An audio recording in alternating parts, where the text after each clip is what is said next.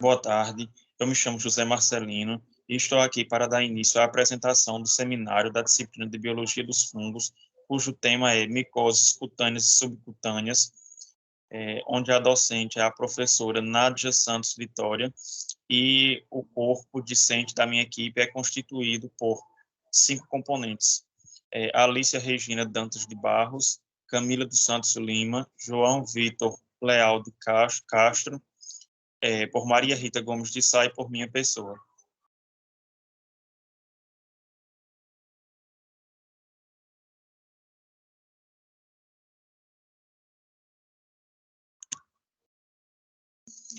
Dando início sobre o tema do seminário, eu vou falar um pouco sobre essa definição do que seriam as micoses cutâneas. As micoses cutâneas, elas envolvem, né, as camadas mais profundas da epiderme e dos seus tegumentos, e um exemplo clássico disso nós podemos ver um exemplo considerável dessas infestações de fungos, né? No caso do cabelo e das unhas, que são exemplos mais clássicos. Podemos ver aí como mostra nessas essas gravuras micoses localizadas na região dos pés, entre os dedos, nos braços, nas costas e diversas áreas do corpo, né? Falar um pouco sobre as micoses cutâneas, as dermatofitoses ou dermatófitos. Eles nada mais são do que fungos queratinofílicos e queratinolíticos, onde esses fungos eles possuem a capacidade, né, de quebrar a queratina e de usá-la para no processo de nutrição. Eles são capazes de destruir as superfícies queratinosas de pele, pelos e unhas, como já foi falado.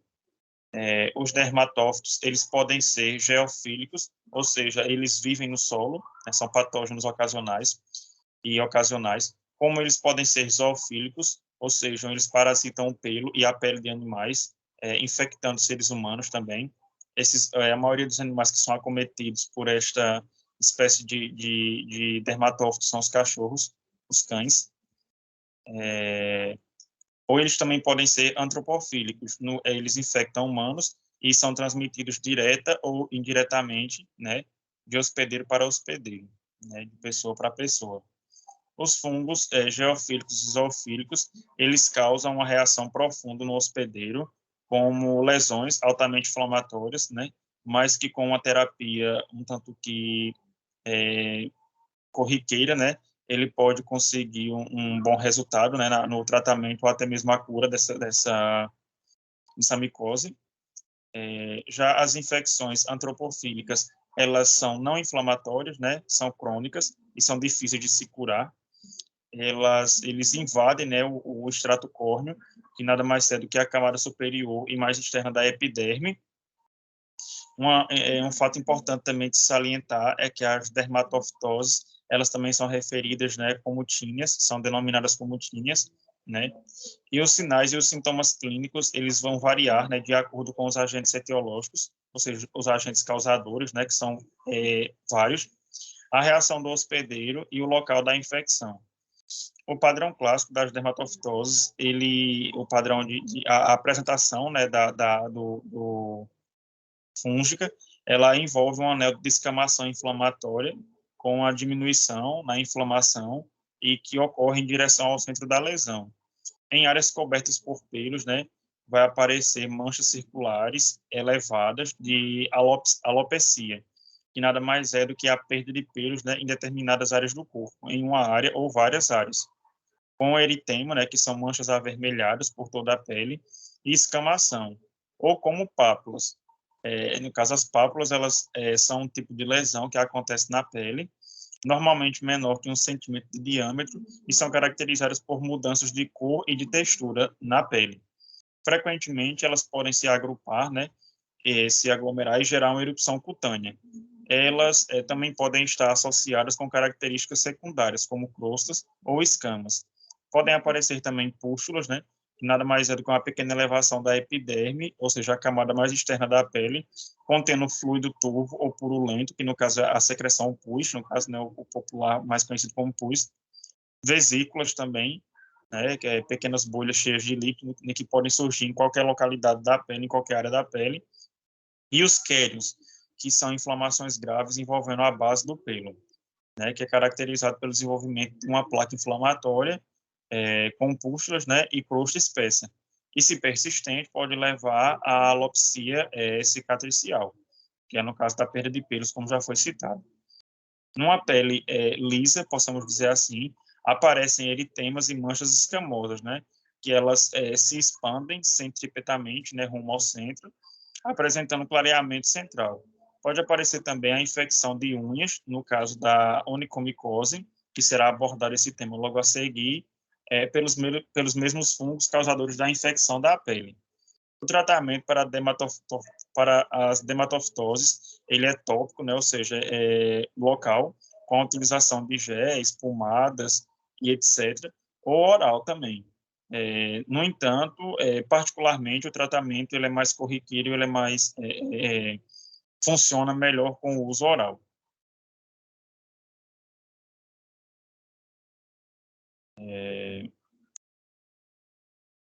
Vamos compreender um pouco, né, essa questão das micoses cutâneas. As micoses, elas são causadas, né, pela proliferação excessiva de fungos microscópicos na pele, como eu já falei anteriormente, e estes fungos eles podem ser de dois tipos: os dermatófitos, que já foi citado, né, eu acabei de falar neles, e as leveduras, no caso a cândida, né, que são chamadas muitas vezes de albicans ou malacésia.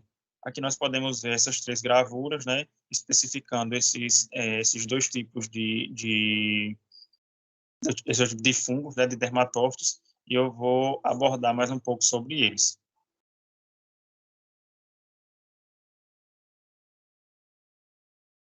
As leveduras, no caso, né, as cândidas, elas são responsáveis por determinadas micoses nas pregas, unhas e nas mucosas. As cândidas albicans, elas estão naturalmente presentes no tubo digestivo e nas mucosas genitais, ou seja, na parte genital, né, das genitais. Mas elas podem originar infecções superficiais, quando se propagam na pele, ou seja, em diversas áreas do corpo humano. Do mesmo modo, os malacésias, eles vivem normalmente nos folículos polissebáceos da pele, mas eles tornam-se também um grande problema, né, quando eles se proliferam excessivamente por outras áreas, né, que necessariamente não são estas áreas que estamos citando, né, como a origem dos mesmos. Dando continuidade, vou falar um pouco sobre fatores, né, que favorecem o surgimento e o aparecimento de micoses no nosso corpo, como esses fatores eles são um tanto relevantes, né, de muita importância a gente saber, né, para que nós possamos tomar os devidos cuidados. Esses fatores podem ser associados à umidade, né, ao calor e o confinamento, que é o que vai provocar a maceração e a proliferação desses fungos, né? Uma higiene deficiente, né? Ou também lesões cutâneas, ou seja, lesões na pele, lesões expostas.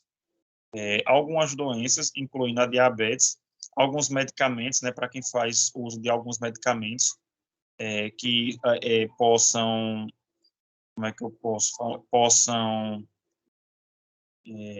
instigar o aparecimento de fungos, né, de determinadas patologias, um sistema imunitário, né, ou seja, a nossa imunidade fragilizada, problemas de circulação sanguínea, né, e outros fatores diversos, eles predispõem ao aparecimento de micoses no nosso corpo, né?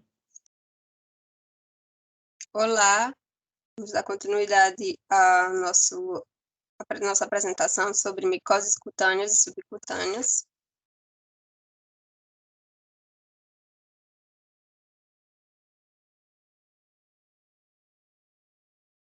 Falando um pouco sobre a micose no pé, né, como a gente está vendo na foto.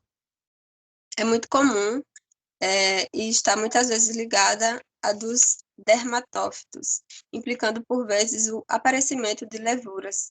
A infecção começa geralmente por uma fenda entre os dedos. Quando não é tratada, propaga-se a planta do pé, as extremidades e a parte de trás do pé também. Surge sob a forma de uma descamação extensa, com um bordo vermelho de contorno arredondado, como a gente pode ver. uma descamação, né, como já foi citado, o pé fica bem avermelhado, bem agredido.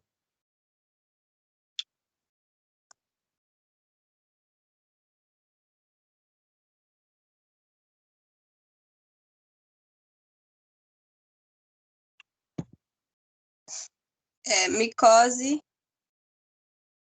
das pregas, causada tanto por dermatófitos como por cândidas, afeta as pequenas pregas como as grandes. As pequenas pregas são a pelezinha que fica entre os dedos, os lábios, e as grandes são a virilha, as nádegas, como por exemplo.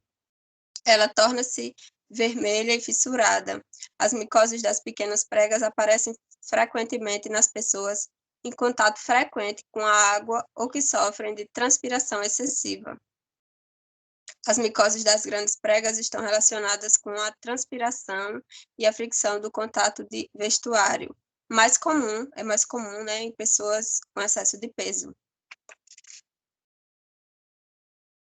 E agora é a pitiriasis versicolor, devido à proliferação de levuras na pele do tipo malacésia. A pitiriasis versicolor é caracterizada por pequenas manchas arredondadas de cor castanho ou amarela clara, que descamam discretamente, expandem e formam superfícies extensas. Em alguns casos, podem aparecer manchas brancas após a exposição solar. Como a gente pode ver, a pele fica cheia de pintinha, né?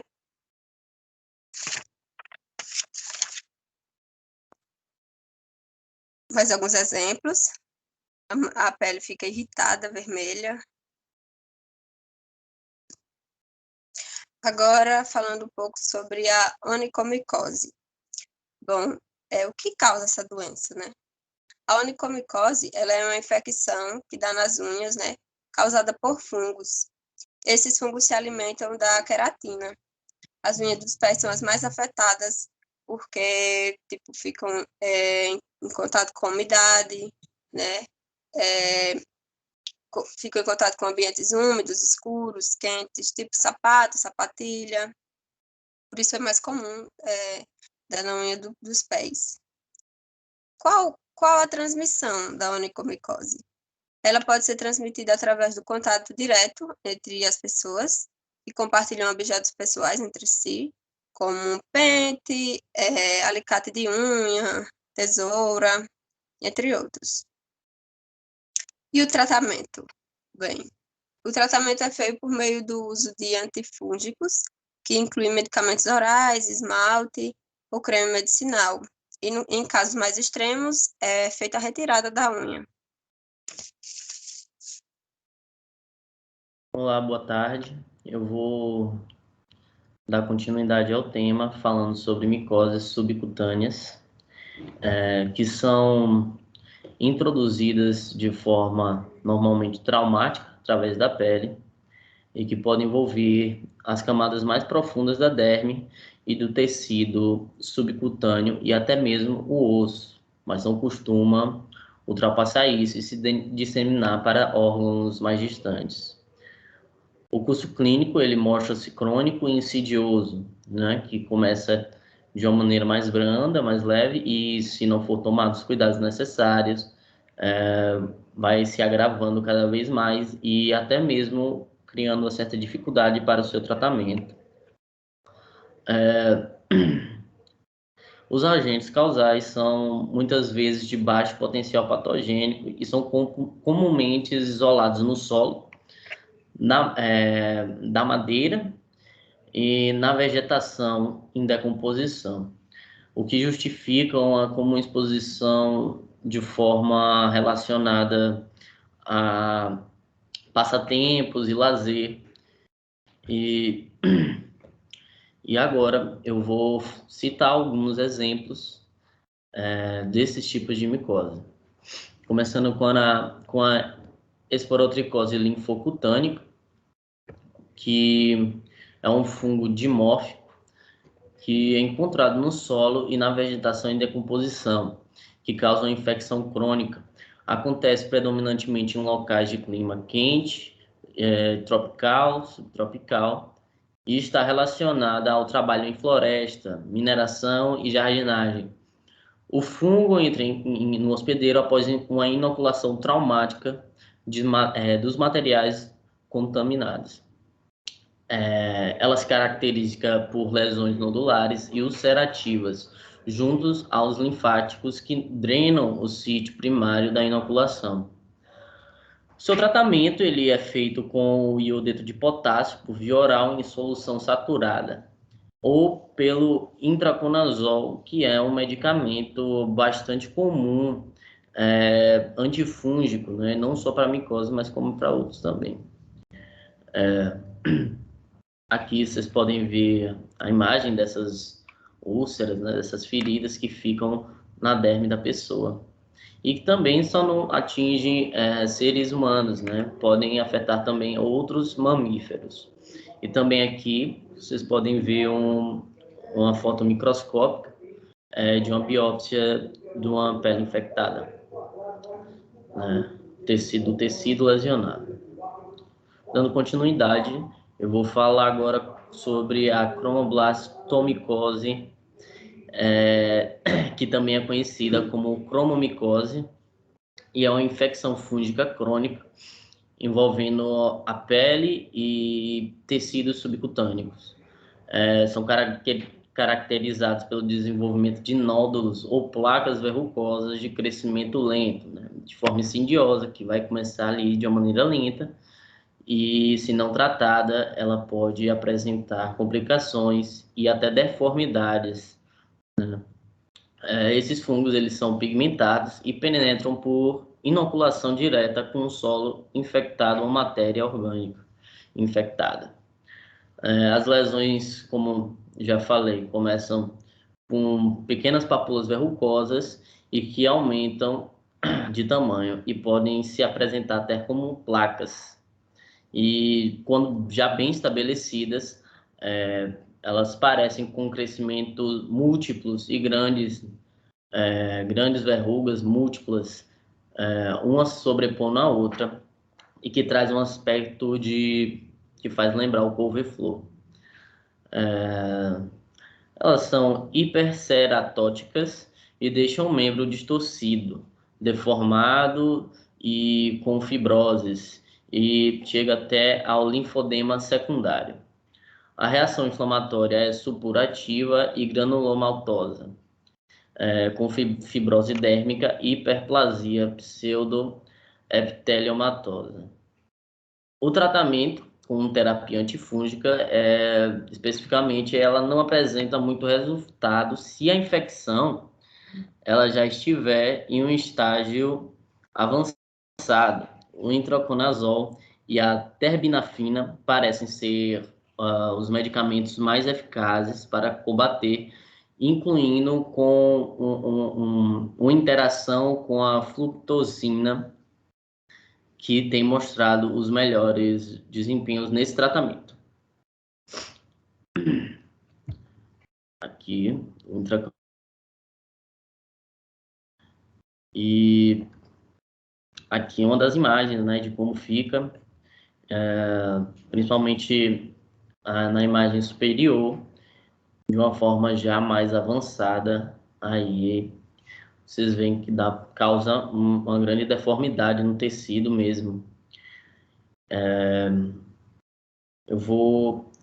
Terminei os meus exemplos, agora eu vou passar a palavra para a outra integrante, Camila. Obrigado. O micetoma é uma doença que foi descrita há bastante tempo. Os primeiros casos foram relatados no século XIX. É um processo infeccioso crônico granulomatoso. É caracterizado pela formação de múltiplos granulomas e abscessos que contêm grandes agregados de hifas fúngicas, conhecidas como grânulos ou grãos. É uma doença que ela possui vários agentes etiológicos. Quando introduzidos no tecido, eles vão desenvolver um único padrão clínico. Alguns dos agentes mais frequentes são o acrimônio, fusarium e madurella. A maioria se desenvolve nos pés, cerca de 80% dessa doença é desenvolvida nos pés. Isso porque as pessoas caminham em locais sem calçado e acabam provocando ferimentos nos pés, facilitando a introdução dos fungos. Considerando que esses fungos são habitantes do ambiente, daí a doença se desenvolve. Aqui nessa imagem a gente pode observar os grânulos, né? São aqui onde ficam acumuladas as hifas, são estruturas bastante rígidas. Aqui nessa outra imagem já se tem um comprometimento ósseo, porque quando essa doença ela não é tratada, ela vai progredindo, fazendo uma grande destruição óssea nesse paciente. O tratamento. O tratamento é uma coisa muito complicada, porque mesmo sendo um processo lento e gradativo, ela vai provocando um fibrosamento muito grande e acaba dificultando as drogas de infiltrar no tecido. Em boa parte das vezes é necessário o amputamento do membro. A zigomicose subcutânea é uma patologia que afeta humanos, ocasionada por fungos do ambiente e geralmente ela é adquirida através da inalação dos esporangiósporos. A característica comum a todos os agentes etiológicos é a presença de hifas, que é o que a gente vai encontrar no tecido do paciente. Essa patologia ela vai apresentar nódulos. Ela vai apresentar nódulos subcutâneos. É importante lembrar que este fungo ele não degrada o tecido, ele obstrui o vaso sanguíneo. Sendo assim, não tem sangue circulando. Se não tem sangue circulando, falta oxigênio. Sem oxigênio, esse tecido ele vai acabar necrosando. O tratamento. Em seu estado inicial, o tratamento. Se faz necessária a associação de diferentes terapias, sendo que o diagnóstico precoce, o imediato uso de antifúngicos, a correção do distúrbio metabólico ou a reversão da neutropenia são de extrema importância para o sucesso do tratamento. E ele é feito com a anfotericina B. Feifomicose subcutânea. Bom, a feifomicose, elas são lesões causadas por fungos demáceos. Fungos demáceos que vão causar a feifomicose. E demáceos porque vão apresentar-se no tecido como hifas septadas demáceas, ou seja, hifas escuras, porque os fungos eles produzem a melanina e vão ficar com essa tonalidade marrom, consequentemente nas suas estruturas e nas colônias. A feifomicose é uma infecção fúngica, né, que resulta na formação de um cisto, onde os organismos podem continuar a procriar naquele cisto. Os pacientes saudáveis, eles são capazes de combater os fungos antes que eles causem a infecção maior. Essa condição, ela geralmente aparece por via subcutânea, e aí o paciente pode apresentar alguns sintomas, como coceira, desconforto, uma mancha escura começa a se espalhar sobre a pele e pode ser acompanhado por inchaço. Quando um cisto começa a se desenvolver, ele geralmente tem as paredes escuras, pode ser flexível. O médico poderia colher uma amostra por biópsia para ter o diagnóstico certo e raramente eles crescem no cérebro ou no sistema nervoso, mas quando isso acontece, o paciente pode sentir déficit cognitivo, como falta de coordenação, dificuldade em lembrar das coisas e mudanças de atitude. O tratamento, em seu estado inicial, ainda pode ser feito, um tratamento com itraconazol, porém se já apresentar nódulos, somente por meio de cirurgia. Aqui temos a cirurgia de remoção desses nódulos.